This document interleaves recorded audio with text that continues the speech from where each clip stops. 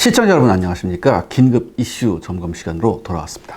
중국 잠수함이 침몰했다고요? 네, 이게 사실 지난 8월부터 떠돌던 루머인데요. 대만의 한 군사 블로거가 중국 잠수함 침몰 의혹을 제기하면서 시작이 되었었습니다. 중국 당국은 즉시 이를 부인하며 헛소리라고 일축했죠. 그래서 그냥 그동안 좀 잊혀진 듯 했었는데 갑자기 지난 3일이었습니다. 영국 데일리 메일은요.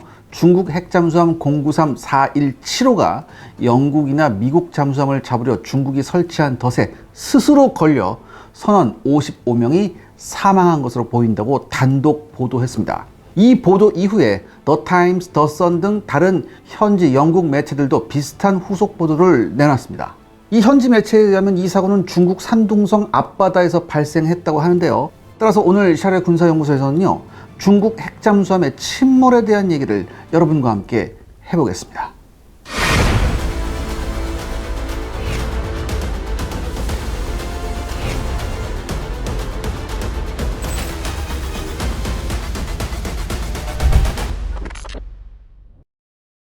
사건의 내용은 뭔가요? 네, 이 보고서에 따르면 영국 정보국은요, 지난 8월 21일 중국의 핵잠수함 093-417호가 임무를 수행하는 동안 사고가 발생했다고 보고하고 있습니다. 이 잠수함은 중국 해군이 미국과 연합군 잠수함을 가두기 위해 사용하는 사슬과 닷 장애물에 부딪혔다는 내용이 보고서에 담겨 있었다고 하네요. 이로 인해서 선박을 수리하는데 6시간이 걸리는 시스템 오류가 발생했고 탑재된 산소 시스템이 고장나면서 승무원들을 중독시켰다고 보고서는 덧붙였습니다. 이 사고로 중국 인민해방군 해군 장교 22명, 장교생도 7명, 부사관 9명, 수병 17명 등 승무원 55명이 사망했다고 보고서는 밝히고 있습니다. 사망자 중에는 대령급 고위 간부도 있었다고 하고요. 잠수함의 시스템 결함으로 인한 저산소증, 즉 질식이 사망 원인이 된 것으로 보인다고 합니다. 또한 익명을 요구한 영국 해군 잠수함 선원은 데일리 메일에 다음과 같이 인터뷰를 했습니다. 핵잠수함이 장애물에 갇혀 있고 잠수함의 배터리가 방전되었다면 결국 공기청정기와 공기처리 시스템이 고장났을 가능성도 있다. 이는 질식이나 중독으로 이어질 수 있다고 이렇게 인터뷰를 했어요.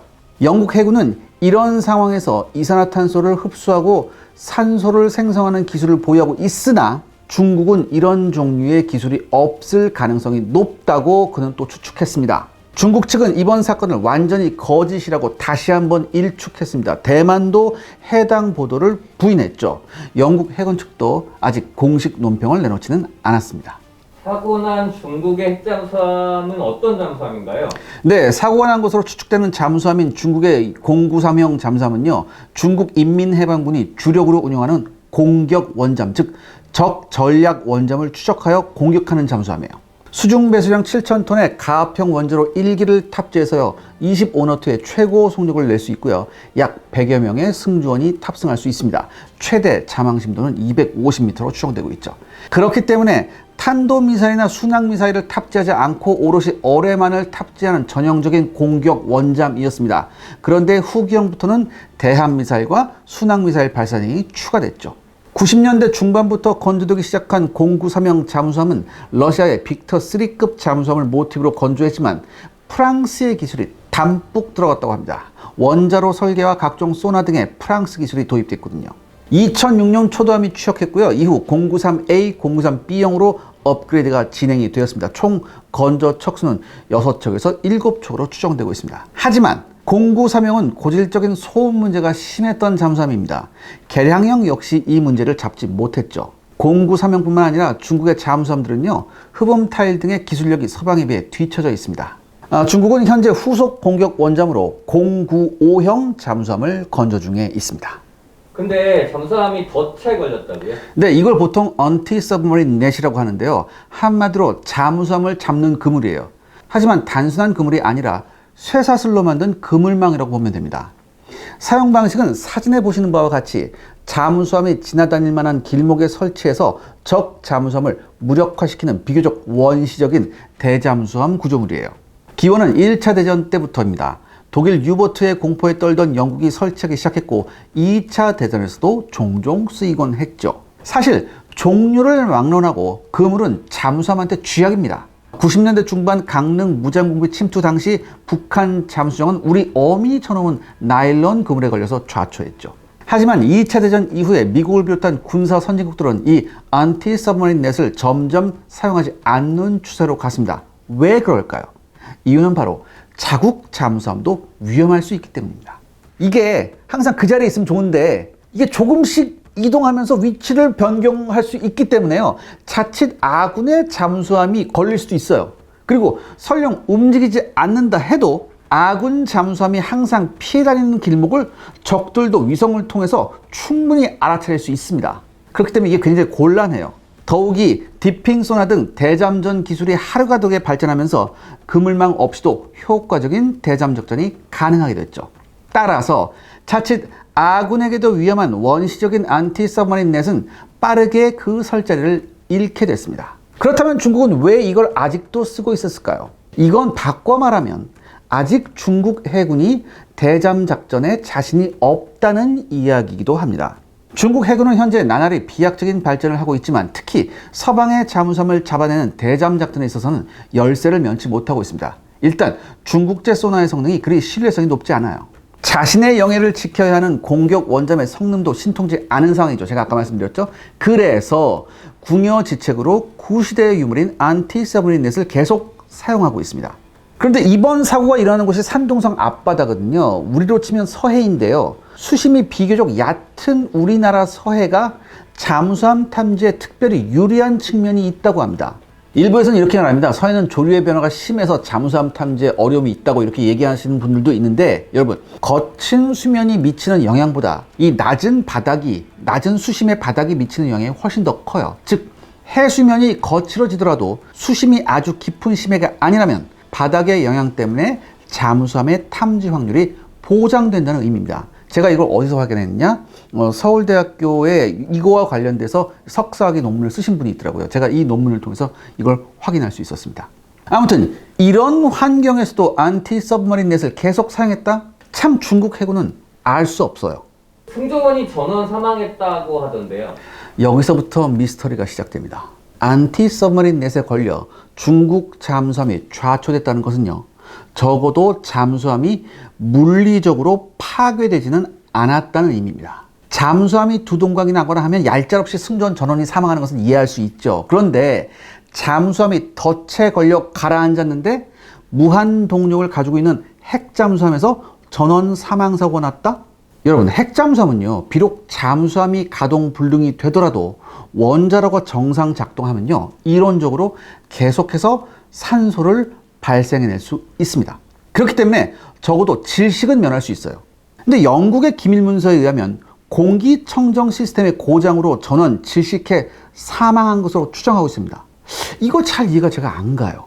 그리고 제가 아까 말씀드렸죠. 익명을 요구한 영국 해군 잠수함 선원이 뭐라고 했느냐? 핵잠수함이 장애물에 갇혀 있고 잠수함의 배터리가 방전되었다면 결국 공기청정기와 공기처리 시스템이 고장났을 가능성도 있다. 핵잠수함에서 배터리가 방전된다. 이게 무슨 개소리인가요? 원자로가 가동되는데 왜 배터리가 방전되죠? 또 하나, 잠수함이 장애물에 걸려 좌초했는데 배터리가 방전돼 전기가 끊겨서 시스템 오류로 산소가 공급되지 않아 6시간 만에 승무원 전원이 사망했다. 이거 믿겨지십니까? 여러분, 2차 대전에서 용맹을 떨친 독일 유보트 잠수함 아시죠? 이 유보트 잠수함은요, 현대의 재래식 잠수함에 비해서도 성능이 한참 떨어지는 그런 잠수함이에요. 기록을 보면 유보트가 영국군 구축함을 피해 해저에 착저하여 거의 12시간을 버틴 경우도 있습니다. 6시간 만에 질식해서 전원이 사망했다. 이거 누굴 바보라 하냐 이거죠. 오케이. 뭐 어떻게 됐든 중국 핵잠수함에서 사고가 발생해서 원자로까지 정지, 산소 발생 장치가 멈췄다고 칩시다. 그러면 잠수함은 전혀 산소를 만들어낼 수 없을까요? 모든 잠수함에는 여러분들 이른바 옥시전 캔들, 즉 산소를 발생시킬 수 있는 양초 비스무리라는 것이 있습니다. 일종의 이게 백업 산소 발생기인데요. 응고된 상토에 염소 산염에 불을 붙이면 이게 산화하면서 산소가 발생돼요. 보통 우리가 이제 우주선이나 이제 우주정거장 같은 데서 산소를 발생시키는 게 이거 가지고 하거든요. 화면에 보시는 캔 하나가 45분 동안 연소하면서 잠수함에 산소를 공급할 수 있습니다. 그러니까 이런 캔을 굉장히 많이 가지고 있어요. 비상 상황을 대비해서 잠수함들은. 근데 중국 핵잠수함이라고 이게 없었을까요? 이게 기본 중에 기본인데요. 그렇다면 6시간밖에 버티지 못했다는 이야기는 뭐냐? 중국 핵잠수함에 이런 캔이 단 4개밖에 없었다는 얘기예요. 북한도 잠수함 운영하면서 이렇게 운영은 아마 안 할 겁니다. 그리고 또 이해가 안 가는 점이 있습니다. 기사에서는 영국 해군은 이런 상황에서 이산화탄소를 흡수하고 산소를 생산하는 기술을 보유하고 있다. 하지만 중국은 이런 종류의 기술이 없을 가능성이 높다고 추측했습니다. 과연 그럴까요? 현대의 모든 잠수함에는 이른바 에이민 시스템이라는 이산화탄소 흡수 장치가 있습니다. 사실 이제 굉장히 어려운 화학식인데요. 이게 제가 간단히 말해볼게요. 이산화탄소 흡수 타워하고 증류탄 및 가압기가 연결되어 있는 그런 시스템이에요. 그러니까 이산화탄소를 흡수해서 화학 처리를 거쳐서 일부는 공기를 만들어내고 나머지는 미세한 이산화탄소 가스를 만들어서 외부로 분출하는 시스템입니다. 그런데 이 시스템은요, 만약에 전기 공급이 끊어져 멈춘다 해도 별도의 배터리 장치를 이용해서 가동이 가능합니다. 그만큼 필수적인 장치거든요. 한마디로 이건 영국 등 선진국만이 가진 장치가 아닌 특별할 것이 없는 모든 현대식 잠수함의 필수 장치입니다. 이산화탄소 흡수 장치가. 그러니까 여러분들, 여기까지 보신 여러분들 의견은 어떠세요? 이거 어딘가 앞뒤가 안 맞는 것 같지 않습니까? 그런데요, 이보다 더 근본적인 의문이 있습니다. 도대체 왜 잠수함의 승조원들은 탈출을 안 했을까요? 시청자 여러분들의 구독과 좋아요는 영상 제작에 정말 큰 도움이 됩니다. 여러분들 부탁드리겠습니다. 구독과 좋아요. 잠수함에서 탈출이 가능한가요?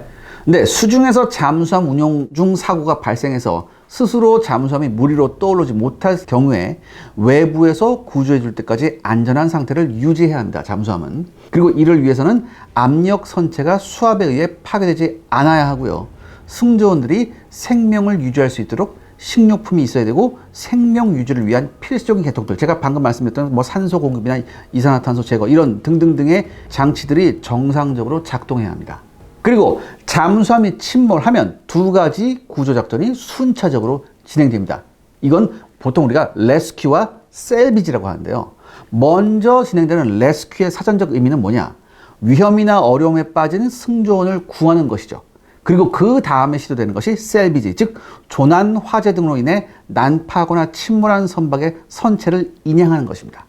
여기서 중요한 게 이 승조원의 구조 방법이겠죠. 이 승조원의 구조 방법은요, 첫 번째, 맨몸으로 탈출하거나 비상 탈출복을 입고 스스로 탈출하는 방법입니다. 두 번째는 SRC, 즉 Submarine Rescue Chamber나 DSRV, 즉 Deep Submergence Rescue Vehicle 등 외부 장비를 이용해서 구조하는 방법이에요. 그 다음에 세 번째는 잠수함에 특별히 설치된 구명구, 즉 Rescue Spear를 이용한 방법이 있죠. 그런데 이 각 방법들은요, 수심에 따라 구조 방법을 나누는 겁니다. 자, 그렇다면 첫 번째 방법이 뭐였죠? 스스로 맨몸으로 탈출하는 건데, 여기 지금 표 보시면 어떻게 되어 있습니까? 보통 60m까지는 이 방법을 사용할 수 있다고 나왔죠. 자, 그렇다면요, 사고 해역인 산둥성 앞바다의 수심을 한번 살펴볼까요? 사진에서 보시다시피 산둥성 앞바다의 수심은 약 20에서 60m 사이입니다. 가장 깊은 수심인 80m 지역은 우리 영해에 가깝죠. 즉, 맨몸으로 탈출하거나 비상 탈출복을 입고 스스로 탈출하는 방법이 가능한 지역입니다. 그리고 이 방법은요, 이 잠수함에서 탈출하는 방법 중에 가장 성공률이 높은 방법이에요. 왜 그럴까요? 그렇죠. 당연히 수심이 가장 낮으니까요. 그런데 아무도 탈출하는 승조원이 없이 전원 사망을 했다? 아니, 그보다 더 중요한 게 있죠. 자국의 핵잠수함이 침몰했는데 중국 해군은 전혀 구조 시도조차 안 했다는 이야기인가요? 왜냐하면 이 산둥성 앞바다는 항상 위성으로 감시되는 지역이에요. 그리고 우리나라에서도 가깝기 때문에 여기서 무슨 일이 일어나면 우리가 알 수 있거든요. 근데 만약에 여기서 중국 해군이 무슨 구조 시도를 했으면 대본에 들통이 나는 그런 지역이에요. 근데 그런 게 아무것도 없었거든요. 그러니까 도대체 이걸 어떻게 설명해야 하는가? 전 잘 모르겠습니다. 그러면 굉장히 결론이 애매한데요. 이렇게. 네, 만약 중국의 093형 핵잠수함이 진짜 사고로 6시간 만에 승조원 전원이 사망했다면 제가 생각할 수 있는 유일한 가능성은 하나입니다. 바로 침수로 인한 침몰이죠. 그러니까 안티서브마린 넷에 걸렸던 뭐든 엄청난 충격에 잠수함에 구멍이 났거나 아니면 두동강이 나서 승조원들이 손쓸 틈도 없이 전원 익사했다. 이게 가장 상식적일 것 같아요. 이게 아니라면 중국 핵잠수함의 내구성은 터무니없이 형편없다는 얘기입니다. 그리고 침몰이 아니라면요, 아마도 가짜 뉴스일 가능성이 크다고 봅니다. 그런데 중국 당국이 강력히 부인하는 이상 이를 확인할 수 있는 방법이 없어요, 사실. 혹시 진짜 핵잠수함이 침몰했다면 승조원 가족 중 한 명이라도 목소리를 내면 아마 실마리가 풀릴 거예요. 그런데 여러분 아시죠? 중국은 강력한 사회주의식 통제를 하는 나라잖아요. 이런 데서 이걸 기대하는 건 무리겠죠. 그러니까 여러분들, 제가 오늘은 결론을 내기가 굉장히 힘듭니다. 침몰 혹은 가짜뉴스 둘 중에 하나인데요. 시청자 여러분들의 의견은 어떠신지요?